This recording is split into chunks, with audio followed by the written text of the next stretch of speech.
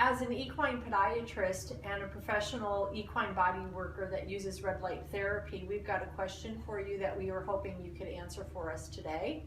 All right. We have a horse that has a fractured P3, which is part of the coffin bone, and she is having severe swelling in the leg. The fracture itself has a good prognosis for healing, but the extreme swelling puts her at a really high risk to lose the hoof capsule. And obviously the options are very, very limited if she loses the hoof capsule. So can you give us a breakdown on, as a professional equine podiatrist and an equine body worker, how would you treat this particular condition if this were your horse? No problem. First of all, let's talk about what is P3 itself. This is the final bone that's in the foot. As you're looking at the foot on the skeleton, here's P1, P2, P3, navicular bone in the back.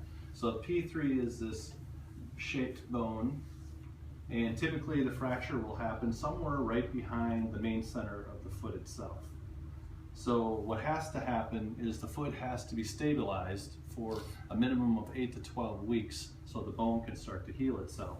In other words, we'll probably have to put a bar shoe or some kind of double wrapping system, casting system, that would keep the whole foot from moving, so that way any movement in this foot is going to cause a stress in this P3 again and cause pain and not allow healing. So that has to be immobilized to start with.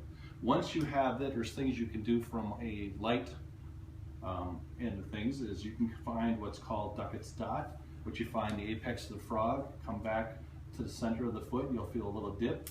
You put your light right in that place, which will then shine right into the foot itself. And we'll add maybe one view showing how this looks inside the foot. The next thing you can do is you can keep from laminitis from happening.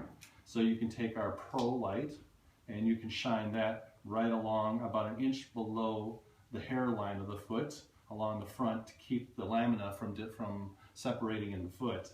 Now, from a stabilization of the foot itself, you're going to want to do the Ting points. Ting points are located in the front, about a ½ inch up from the hairline. You're going to feel little holes. It goes so here, and about every quarter of a pie shape around all the way to the back for about 30 seconds on each side of the foot, and minimum of every other day, if not every day. You're going to want to also do the joints because you're going to have stress.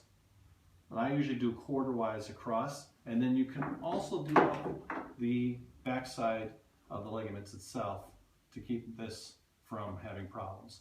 Those would be the areas you'd want to do, but the main one that you're going to want to hit is the one behind in the bulbs of the foot, because that's going to shine right into the foot itself.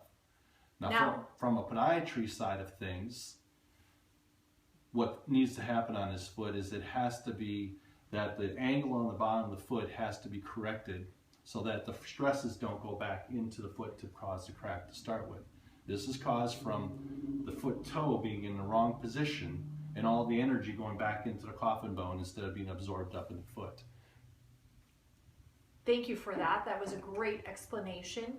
I have also heard that the light can accelerate the healing in bones. Is that correct? That is correct. As the light is absorbed into the cellular part of the body, it will affect the collagen rebuild of bones, muscle, and tissue, and typically 60 to 80% faster than without the light.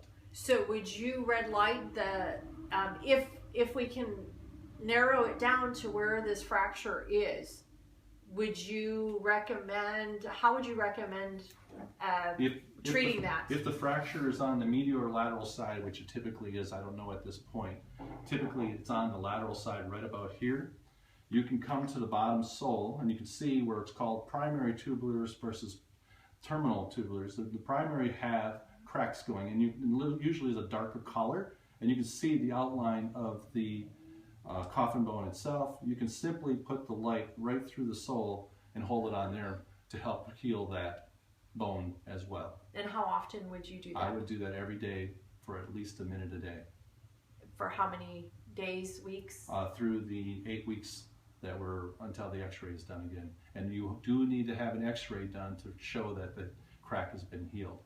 Excellent. Before you take it out of the shoes. And if we have any further questions, how do we get a hold of you? You can get a hold of me through our office, which is photonichealth.com, or you can contact info@photonichealth.com, and all questions will come to me. Thank you. You're welcome.